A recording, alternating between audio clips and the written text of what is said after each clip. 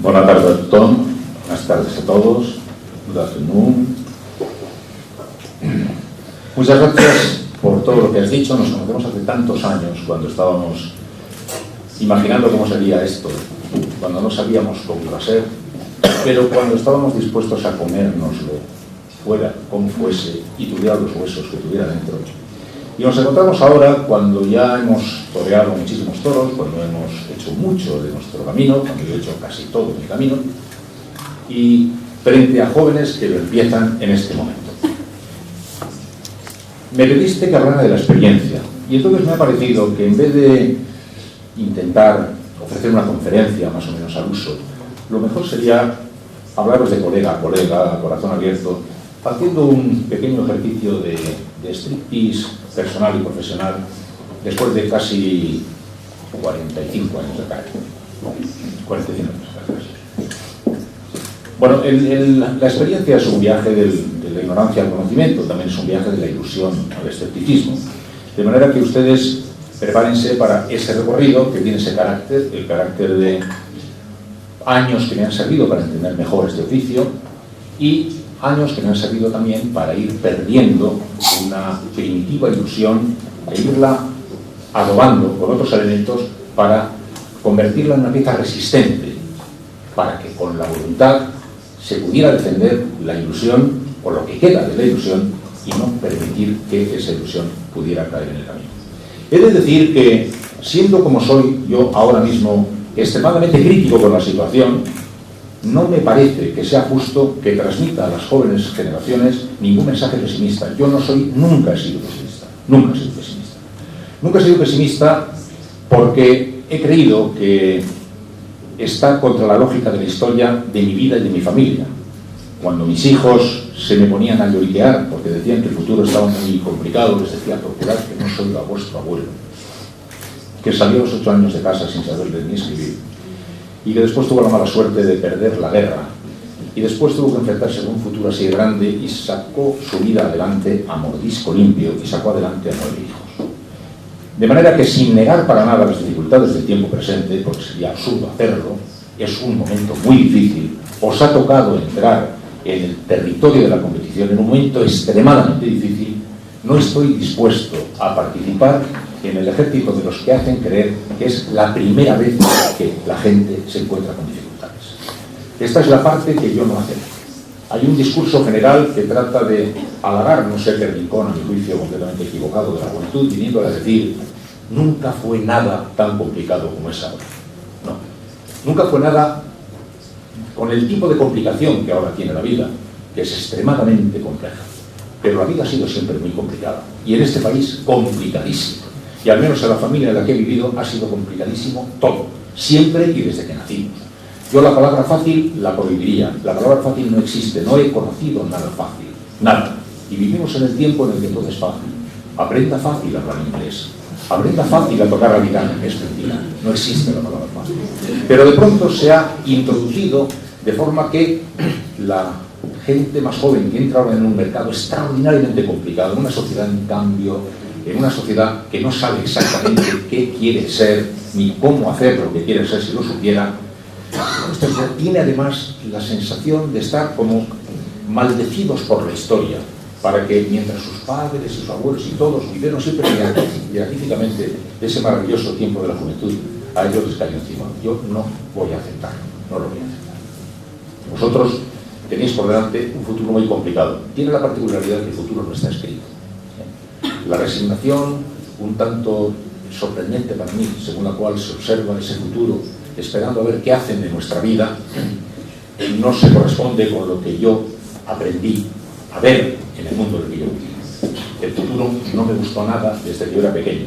No le había gustado nada desde que era pequeño mi padre, y no le había gustado nada desde que era pequeño mi abuelo, de manera que la novedad de que el futuro no sea nada atractivo no me resulta de ninguna particular novedad. Eso no nos autorizó en modo alguno a sentarse esperando a que nos abran el futuro. El futuro no está escrito y lo vais a escribir vosotros. Así que aceptad la solidaridad profunda de un colega que sabe en qué líos vais a meter, pero sabed que, como nosotros y nuestros padres, nuestros abuelos, saldréis adelante. y que no estoy dispuesto en modo alguno a transmitiros un mensaje de otra naturaleza, porque no es verdad, porque no es verdad. Saldréis adelante. El oficio no sabe lo que pasa, no sabe nadie lo que pasa. Está todo el mundo viviendo la despedida de un mundo y el nacimiento de otro. El mundo que se muere nos muere en las manos, y el mundo que nace nadie sabe cómo va a ser. Vosotros lo haréis, pero saldréis adelante, y no tenéis ninguna duda al respecto. Repasar mi experiencia es, voy a ser breve, creo que debo serlo, es una especie de trayectoria del boomerang. Yo empecé creyendo en unas cosas, fui dejando de creer en ellas y he terminado volviendo a creer en las cosas que creía al final. Y he terminado por llegar a la conclusión de que lo básico, lo central, lo medular, lo que me diría aquella vieja novela, lo que nunca muere, sigue siendo igual que fue, sigue siendo igual que será, y por tanto estamos en condiciones de transmitiros un mensaje que os comunique lo, sin la más mínima duda, imprescindible para vuestra carrera. Estáis viviendo de una forma tan aturdida el momento actual como el resto de la humanidad. Y no os habéis puesto a pensar, o casi nadie en el oficio se ha puesto a pensar, que cuando hablamos del futuro de este oficio, hablamos de maquinitas, de juguetitos, de cacharritos y de empresas de la comunicación. Pero no hemos hablado de nosotros, de qué somos, de qué queremos ser, en qué consiste nuestro trabajo, en qué no consiste nuestro trabajo, qué tenemos que contar, por qué tenemos que contar lo que tenemos que contar, cómo hemos de contar lo que tenemos que contar, porque estamos convencidos de que nada de eso forma parte de la materia prima del futuro de este oficio, que creemos que lo designarán los nuevos gadgets que invente la tecnología que no para y los nuevos modelos de empresa que naturalmente habrán de creer, porque el modelo de empresa periodística que hemos conocido está a punto de morir, si no ha muerto ya. Se suscitarán otros modelos, algunos los haréis vosotros, pero en todo caso lo fundamental, lo que yo creía que era fundamental cuando empecé este oficio, a estas alturas, después de 45 años, sigo creyendo que es lo fundamental. En el camino han pasado muchas cosas. Yo tenía, como era natural, en los años 60, la ilusión un poco mística, que caracterizaba a los jóvenes de aquel momento. Los jóvenes de aquel momento vivíamos un mundo muy extraño. Estábamos todo el día preguntándonos qué es el arte, qué es la vida, qué somos nosotros, a dónde venimos, a dónde vamos, qué queremos ser. Y tenemos un cierto instinto misional. Todos queríamos cambiar España, cambiar este país, cambiar Cataluña, cambiar la vida, cambiar todo. Luego, naturalmente, nos fue dando un poquito de vergüenza que el carácter, hasta que llegamos a este tiempo actual en el que todo es tan cínico que ya prácticamente no se puede hablar en serio de nada. ¿Os habéis dado cuenta de que en una mesa de 20 personas están hablando todos unos con otros y de repente se localiza a dos personas en flagrante delito de conversación seria? Son, naturalmente, observados por todos. ¡Míralo! ¿Pero qué estáis?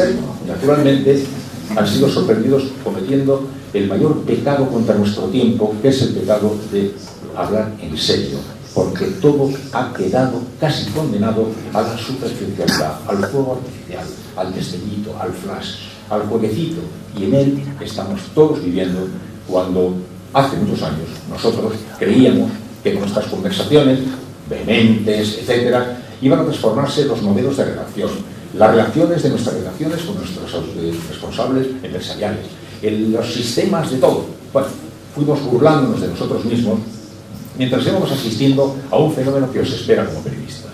El fenómeno que os espera es el fenómeno del estupor con un oficio que no termina de tener una silueta clara, con un oficio que de pronto te puede equivocar.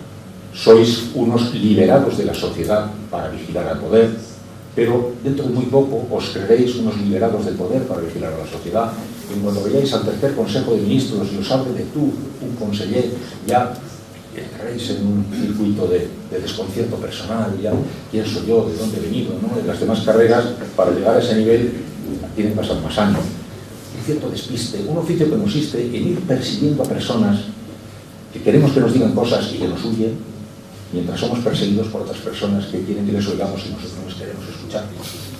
Un oficio de medio genios, medio pobres hombres, un oficio que nunca se ha terminado de definir del todo, que cuando yo empecé éramos 35 en clase y estaba Franco vivo, y cuando yo dije a mi padre que tenía una carpintería y que estaba dispuesto a que su hijo fuera a la universidad, haciendo un esfuerzo Era la primera vez que en mi vida le leí a la universidad, y le digo yo que quería estudiar periodismo, mi padre casi se suicida.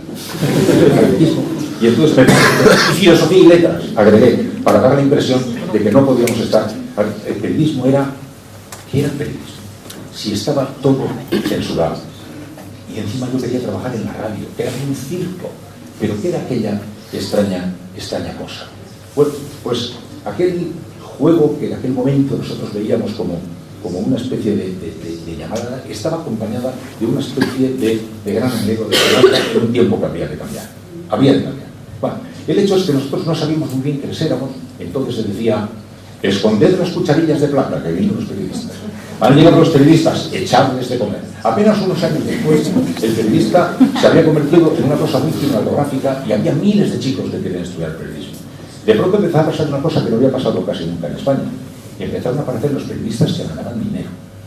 Yo he de decir que soy uno de los periodistas que ha ganado dinero, es uno de los periodistas que ha ganado dinero, inaugurando una verdadera cosa que no he pasado nunca en la historia de nuestro oficio, a mí no me parece mal, pero que también era muy desconcertante, ¿no? Un juego de desplazamiento social que de repente se iba produciendo mientras ibas viviendo la vida con una pasión como se vive en la radio, día a día, el tic-tac, pum, pam, pam, pam, horas, minutos y segundos. La radio es el único medio que se vive en tiempo real, en horas, minutos y segundos. Para leer el periódico te tienes que parar, para leer el periódico, para leer un libro, para ver la televisión. Es como el reloj de pulsera, vas viviendo y vas viviendo en la radio al tiempo que vives, comentas, te enteras, lo cuentas. Esa fantástica, extraordinaria transformación se iba produciendo mientras nos íbamos transformando nosotros, que ya no éramos de la edad de nuestros oyentes, que ya éramos más mayores que nuestros oyentes, que ya no teníamos el dinero de la media de nuestros oyentes, que ya ganábamos más dinero que la media de nuestros oyentes, y que de repente nos vemos atravesados por un gran terror, el terror a la impostura. El terror a la impostura. Estaré siendo un impostor que ya no cuenta las cosas, no comparte las cosas, sino que defiende una figura, una industria, que es la industria que me ha permitido sacar mi vida adelante y en la cual la gente ya me espera de una determinada manera, se corresponde a mi sinceridad o no se corresponde a mi sinceridad. El periodista está, por tanto, en una situación tan imprecisa desde el punto de vista personal, desde el punto de vista social, que o está muy bien armado por dentro o corre el riesgo de cometer los errores que tradicionalmente se han cometido en la historia de la universidad. La gente que se cree que es lo que no es, la gente que termina haciéndose un extraordinario lío respecto a lo que es el su oficio, que es, a mi juicio, una cosa en cierto sentido bastante sencilla. Mientras la gente se va a trabajar o a intentar encontrar trabajo, uno se queda de guardia para contarles cuando vuelvan qué tal le ha ido al poder, que él se queda más o menos, en fin, encargado de observar y de vigilar. Claro, si llega el día en que uno se cree que es casi un economista porque lidia con economistas, casi un político porque lidia con los políticos, y encima ha vivido en este país donde se ha estado durante tantos años jugando un juego tan extraño, termina siendo el periodismo un oficio que desconcierta a los ciudadanos. Yo espero que vosotros vayáis viviendo un tiempo que os permita ver con más claridad cuál es vuestra actividad y cuál es vuestra relación con vuestra empresa y con la sociedad, para que no termines armando su lío como algunos han armado y han terminado convirtiendo al oficio en algo que tampoco la sociedad identifica como realidad. Es el cuarto poder. Yo no sé si es el cuarto poder, lo que es seguro es que no es ni el primero, ni el segundo, ni el tercero. Hay un ejecutivo, un legislativo y un judicial. Sin embargo, nosotros hemos convertido este oficio no ya en un cuarto poder, sino en un poder que es capaz, en un solo acto informativo, de todo, de dictar sentencia, condenar, ejecutar, enterrar y hacerle el funeral sin mayores complicaciones, saltándonos a todo lo que habíamos estado años suspirando, el Estado de Derecho, las cautelas. O sea, un oficio muy desmadejado, que no se ha enterado muy bien de lo que era, que no se ha enterado muy bien del papel que tocaba vivir en una sociedad que estaba en cambio, que después de soñar años con el Estado de Derecho, pues ha pasado por él, enamorado de una bandera que es la bandera de la libertad de expresión, que se cree que prácticamente obliga a todas las demás banderas a hincarse de rodillas porque tiene que pasar. Un oficio no os hemos ayudado no os hemos transmitido un oficio sencillo, un oficio claro, un oficio que se vea con bastante obviedad en qué consiste, que lo vea también la sociedad. No se ha llegado al pacto de obviedades con la sociedad como han llegado otros oficios. Y por eso nos desconcierta mucho cuál es el tipo de futuro que le espera a nuestras empresas. Como nuestro oficio no sabemos en qué consiste, pues damos por supuesto que el tipo de empresa en la que caigamos determinará cómo ha de ser nuestro oficio. Y ahí es donde yo pongo el ejemplo del cirujano. Un cirujano se pone los guantes antes de operar. Y si trabaja en un hospital público, también. Y si trabaja en un hospital privado, también. Y si el hospital público pierde dinero, también. Y si gana, también. Y si se asocia con una gran cadena de hospitales internacionales, también. Su pacto con su oficio y su pacto con la sociedad incluye unas cautelas de ejercicio, unos protocolos de actividad que no se ponen en absoluto en cuestión. Se han hecho fuertes en unos determinados territorios de su ortodoxia y de su ética profesional, han llegado a acreditarlo de tal manera que están fuera de discusión y son los mecanismos que garantizan a la sociedad un determinado ejercicio que tiene una responsabilidad pública. El periodismo no ha sido capaz de convenir consigo mismo y con la sociedad cuáles son los territorios de no broma, en absoluto de no. Y ahí se han producido algunos en fin, interesantes discusiones en las cuales yo tengo mi opinión. Hay una discusión que dice: el periodismo es un ejercicio sin límite hasta que se tope con la ley. Hasta la ley, carretera libre. Y yo no estoy de acuerdo. No estoy de acuerdo porque yo creo que existe un territorio anterior, que es el territorio de la civilidad, que hemos construido generaciones y generaciones de personas con gran esfuerzo y que nosotros tenemos también la obligación de tutelar. Cuando yo era un niño pequeño, iba a casa de mis abuelos a Azcoitia y ponía un letrero en el tren que decía: prohibido escupir bajo multa de 2 pesetas. Y ahora lo pone. Pero no pone porque ahora ya se puede escupir, sino porque se supone que ya no hay que ponerlo. Eso está incorporado ya al territorio de la sociedad en su avance civil. Y nosotros de pronto decidimos que nada de eso nos parece respetable. El respeto a las personas. Estamos esperando que la ley nos diga hasta dónde puede llegar, porque damos por supuesto que si no es la ley, nosotros no tenemos ningún elemento relacionado con la convivencia, con el respeto a los demás, con la palabra dada, que nos haya de comprometer, porque se supone que hay una especie de bula que nosotros tenemos con relación a los comportamientos cívicos de la sociedad. Yo creo en el civismo del periodista, y creo que el periodista tiene que ser un hombre decente, y tiene que ser un hombre que haga suya la herencia de la civilidad, y que respete los territorios conquistados por esfuerzo por nuestros padres y nuestros abuelos, y que sepa meter la información y sus derechos en un juego no siempre sencillo, de pulso, con un montón de elementos que están ahí, y que el periodismo actual, que no sabe muy bien definir su tira para adelante, con la colaboración de las empresas. Porque eso de nosotros no tenemos ningún límite es la manera de comunicarle a las empresas que estamos en vuestras manos, haréis con nosotros lo que queráis. Al cirujano no le dirá a la empresa lo que quiera porque tiene un territorio en el que se espera. A medida que han ido pasando los años, a medida que han ido pasando los tiempos, hemos ido viviendo las difíciles y complejas relaciones con la política, las difíciles y complejas relaciones con la empresa. La empresa y el periodista viven un pacto de complicidad. Yo soy casi un tópico de relación de complicidad con mi empresa. Soy el último japonés. He vivido toda mi vida en una única empresa.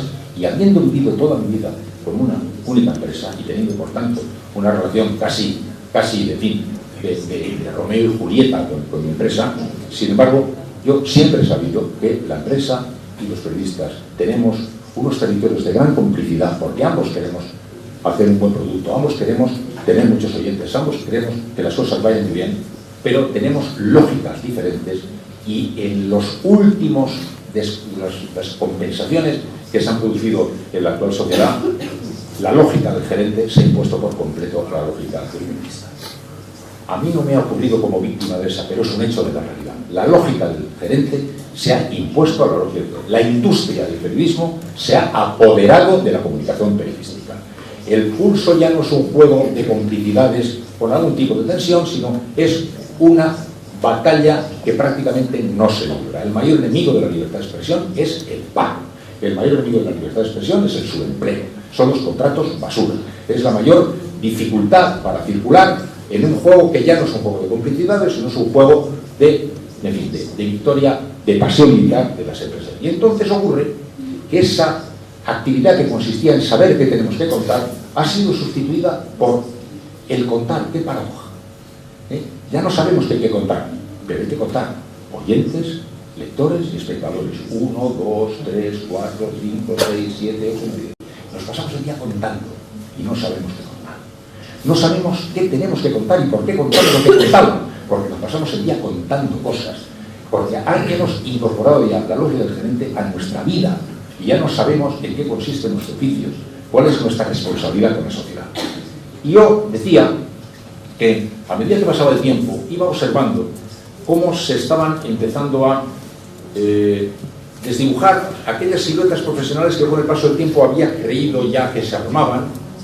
Se perdía esa silueta profesional a medida que aparecían complicaciones técnicas de gran importancia. Y yo os transmito con sinceridad, en este momento de mi carrera profesional, en los últimos tiempos de mi carrera profesional, cuáles son las complicaciones verdaderas que yo he observado y cuáles son las complicaciones que, sin embargo, están en boca de todos, como las grandes complicaciones, y no lo son en absoluto.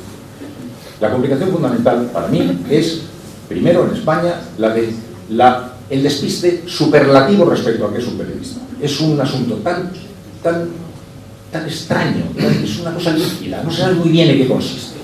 Para empezar, porque es un término polisémico que, como veis, está dando lugar a un gran número de distintos oficios, que también se llaman periodistas. Se llaman periodistas un montón de personas que hacen cosas que no tienen nada que ver las unas con las otras. No sé, Enrique González, corresponsal del País en Jerusalén, se llama periodista, y se llaman periodistas algunos chicos que van a algunos programas a preguntar a una chica por qué si es verdad que se acostó con la novia de un torero que vino una tarde por allí y gana mucho dinero. Pues claro, eso es un término polisémico que está siendo utilizado para cosas tan variadas que resulta también fácil de entender que haya un poquito de despiste.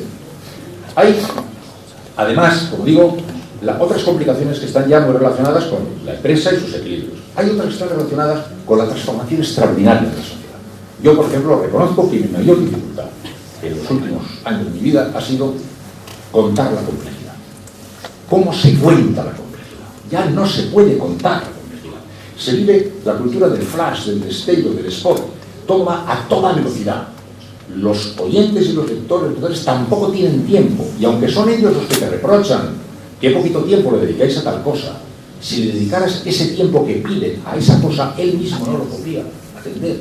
Porque vive todo el mundo de una manera muy veloz y no se da tiempo a la digestión de los productos informativos que nosotros nos hemos acostumbrado a contar de acuerdo con los tempos del relato antiguo, su sujeto, su verbo, su predicado, en fin, estas cosas, ¿no?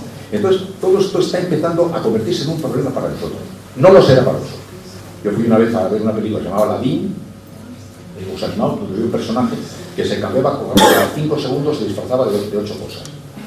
Yo saqué bandera blanca y cuerpo a tierra, y los niños de 4 años a mi alrededor estaban tan tranquilos, seguían la narración con todo. Yo, por tanto, deduzco que vosotros no tendréis problemas en la narración de la complejidad.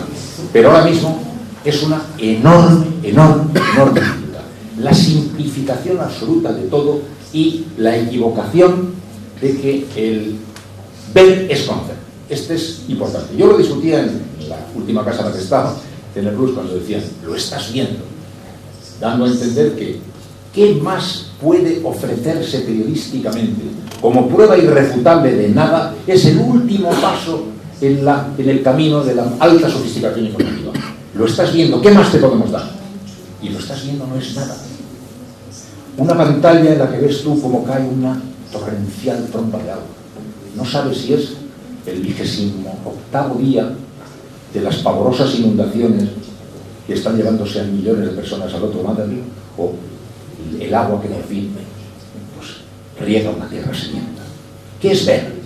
Ver todavía no es nada si no sabes qué estás viendo, si no se contextualizan las cosas, si no se enmarcan, si no se explican, si no se hacen entender. Entonces, esta confusión del oficio, con esta confusión de la actividad de nuestro oficio y con este desequilibrio de las empresas que están imponiendo su juego con claridad a una actividad profesional que no autocritica su trabajo, que no lo analiza ya, que cuando se reúne solo habla de empresas y de gachos y de cacharritos, pues hace que todo este tipo de fenómenos estén aceptándose como algo obvio. Lo estás viendo, luego todavía no sabes nada, porque la información, además, es solo el primer escalón de la escalera del conocimiento que pasa por muchos otros escalones.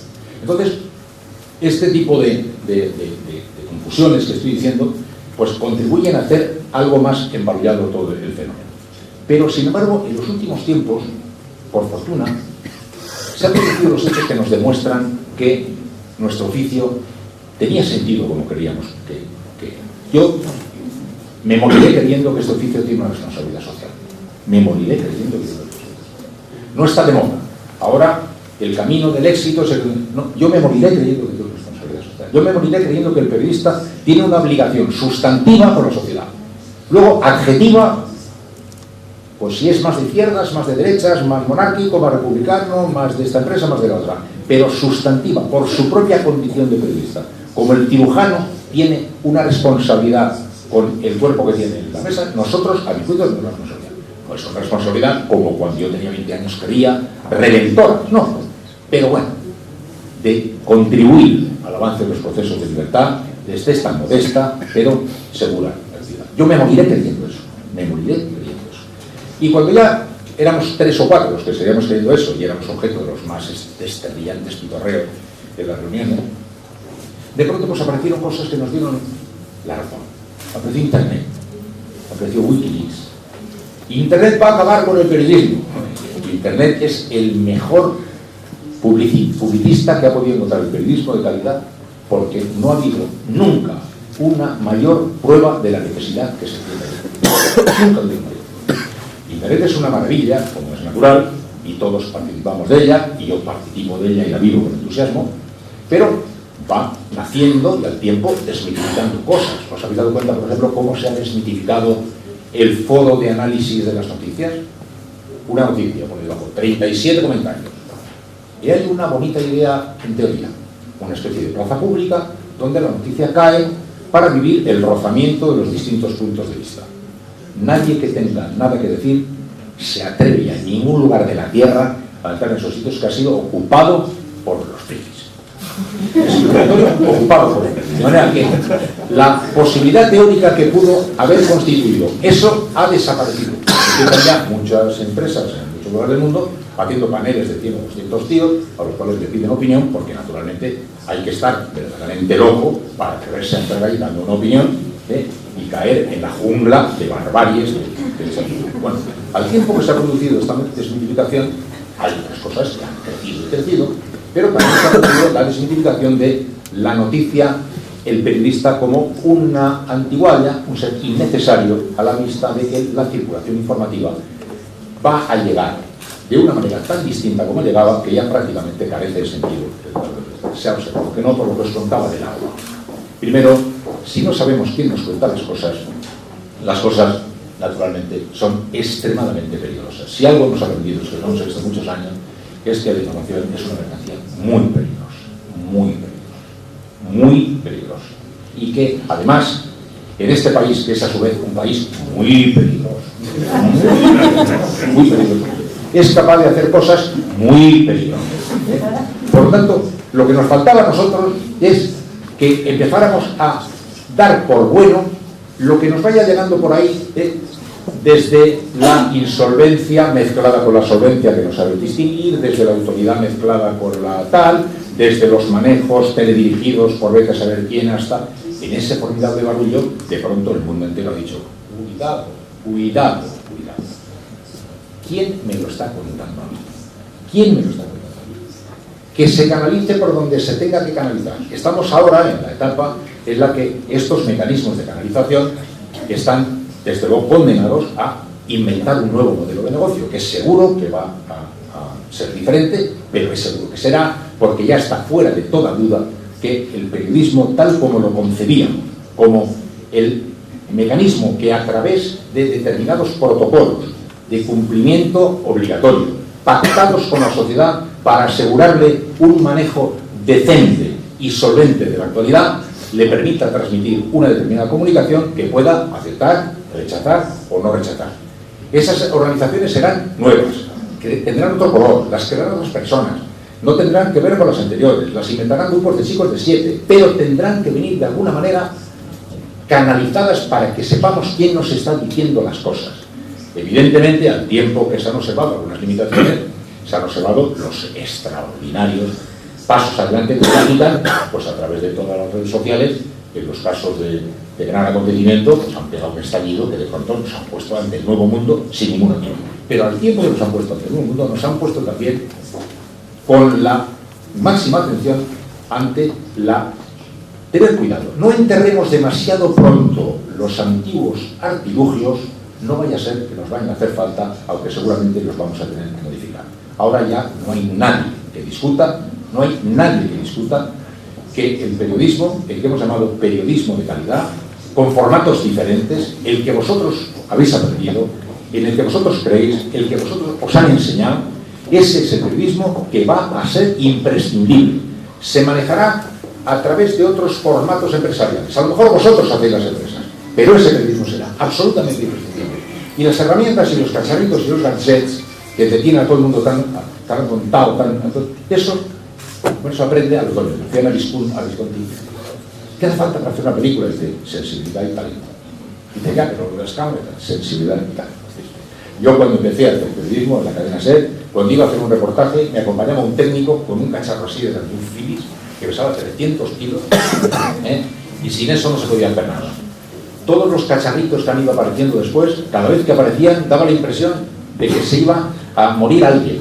Bueno, al final lo que ocurría es que nos adaptábamos a ese nuevo cacharrito, pero las bases de la ley seguían siendo las primeras. ¿Y cuáles eran las bases de la ley? Pues las bases de la ley, sencillamente, las que nos enseñaron y en las que yo he confirmado que está toda la verdad de esta especie de oficio que después de 50 años, hombre, el corrido boomerang, que pasó, como veis así, a galope tendido, pues nos llevan al mismo sitio. Tenemos una responsabilidad pública.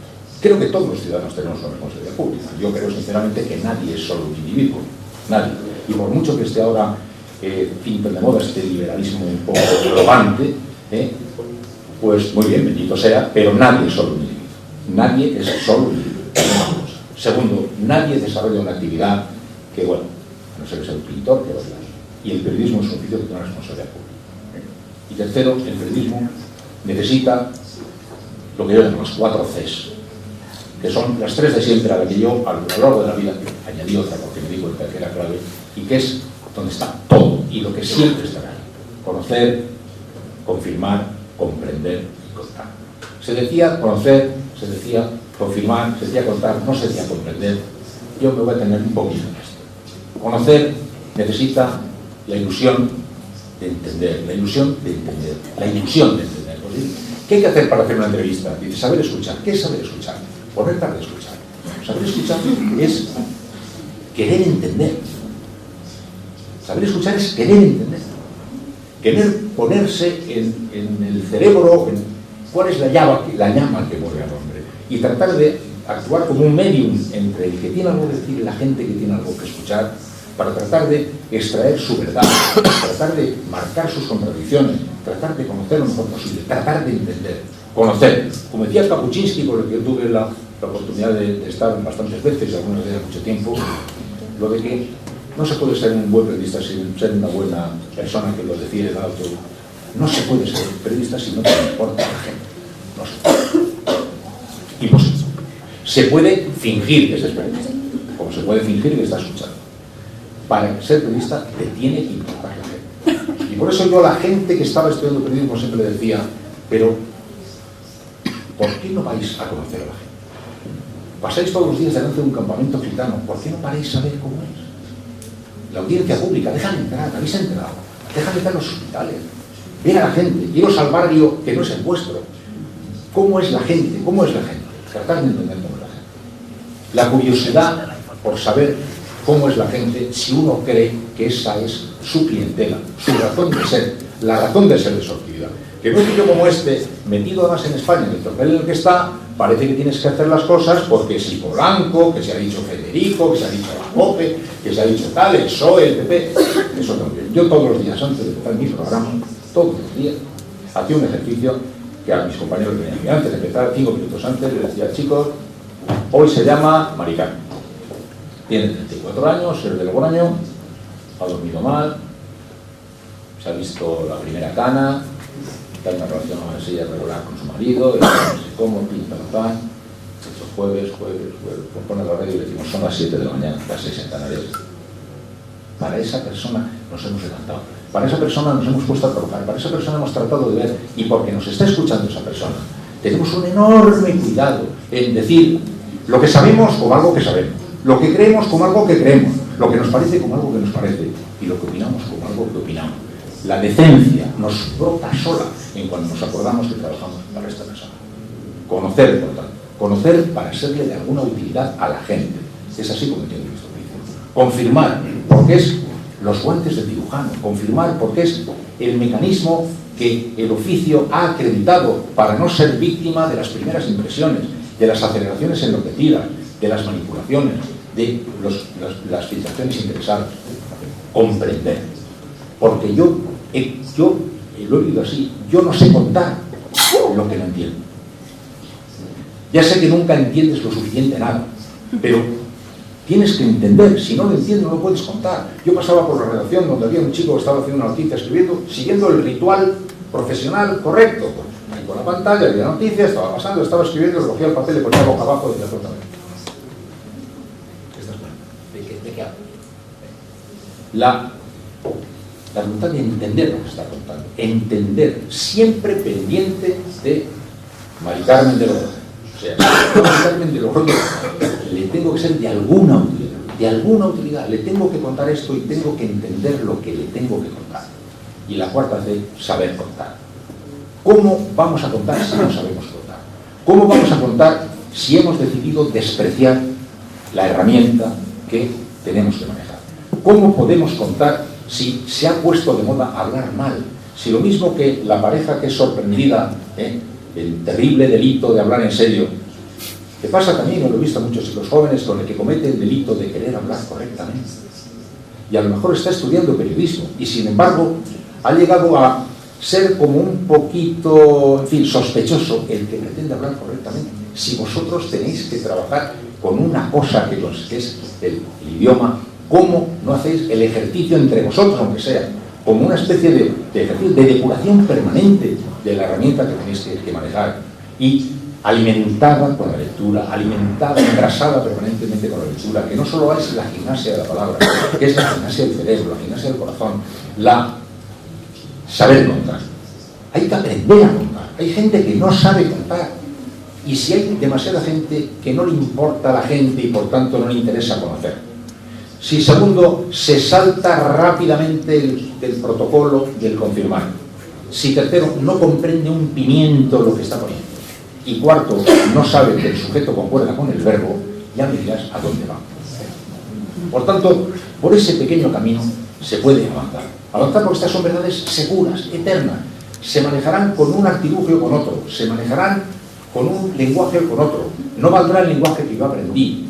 Yo no sé contar la complejidad, porque no se tiene tiempo para contar la complejidad, pero vosotros sí la sabéis contar. Vosotros lo entendéis. El lenguaje del spot, que es un lenguaje que en 15 segundos mete 200.000 imágenes y cuenta una historia entera. Es un relato que está ya en el cerebro de las generaciones actuales. Esa es una narrativa que se entiende. A mí me cuesta, pero sin embargo estoy ya en el final de 50 años de carrera. Hasta aquí he llegado bien. Pues bueno, vosotros manejaréis otro tipo de lenguaje, pero tendréis que ejercitaros muy seriamente en él, muy seriamente en él. Y si no, no llegaréis muy lejos.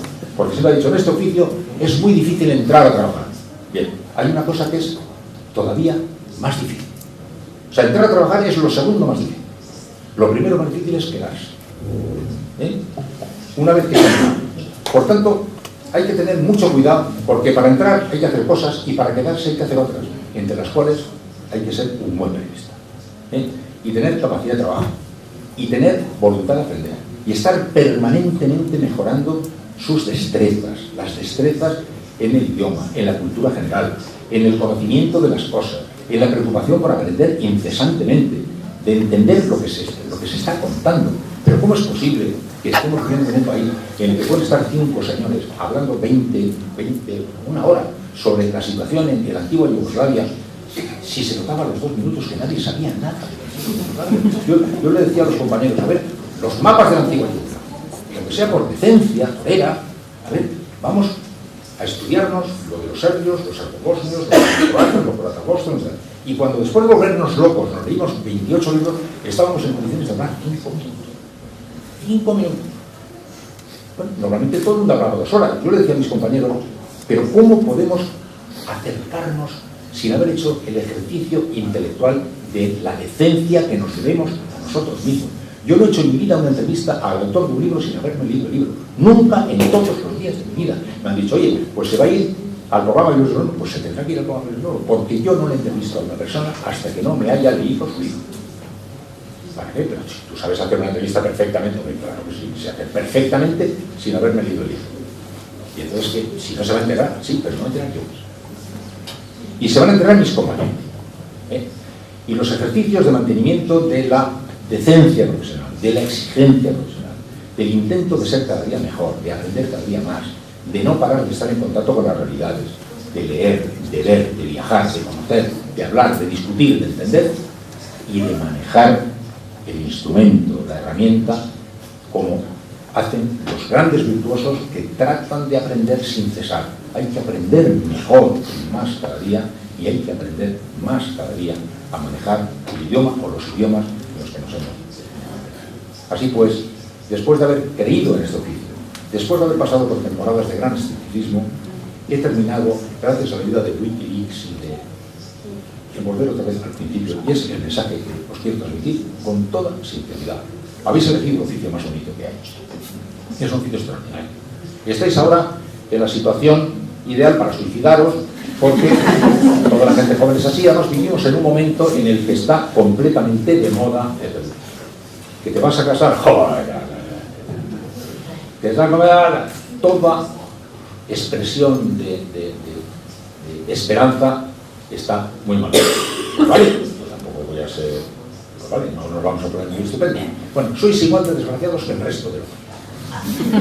Así ya, con ese pequeño consuelo, no. Sinceramente habéis elegido un oficio magnífico. Va a ser muy difícil que os podamos ninguno orientar respecto a qué os espera, porque llegáis en el momento en que está transformándose absolutamente el territorio. Pero no creáis que lo que sabéis no va a servir para nada. No creáis que lo que habéis aprendido no sirve para nada. No es verdad. Todo lo que va a cambiar puede cambiar y se mantendrá ahí vivo el fuego que sostiene esta historia. Alguien tiene algo que contar y alguien tiene ganas de conocerlo. Mientras eso sea así, este oficio existirá y será servido o por tuercebotas, o por sinvergüenzas, o por canallas, o por gente de bien, que finalmente es, y casi en resumidas cuentas, lo más útil que os podemos aportar. Lo que decía mi abuelo, que no sabía, pobre hombre, ni leer, y que me decía, hijo mío, lo que hay que ser es decente. Claro, te da mucha risa, pero después de muchas vueltas dices, oye, pues resulta que no está mal. Bien, es verdad que ahora no parece que la decencia tenga ninguna utilidad, pero toda esta sensación un tanto así romántica me la está transmitiendo un señor al que le he ido de cine, os lo quiero decir, para que no os creáis que ha venido aquí una especie de harapiento de la profesión. No, no, no, os cuento todo esto, a mí me he ido de cine, de cine, de cine. O sea, que con este pensamiento de hoy, esto se pone muy romántico. No, no, yo no soy ningún romántico. Yo soy un hombre que creo en el hombre, creo en nuestro oficio y creo en nuestra responsabilidad. Y sé que se puede salir adelante. Y se sale adelante. Ahora mismo no tengo ni idea de por qué camino. Se abrirán. Os aseguro que cuando yo tenía 20 años, el horizonte que yo veía por delante tampoco me parecía muy claro. Lo de ahora es peor. Lo de ahora es peor. Pero vosotros sois mucho más listos. Estáis mucho mejor preparados y lo sacaréis adelante. Yo os doy la enhorabuena, os deseo mucho ánimo y espero que alguna de las cosas que os he dicho este veterano con vehemencia y con todo cariño os haya podido ser de alguna utilidad. Muchas gracias y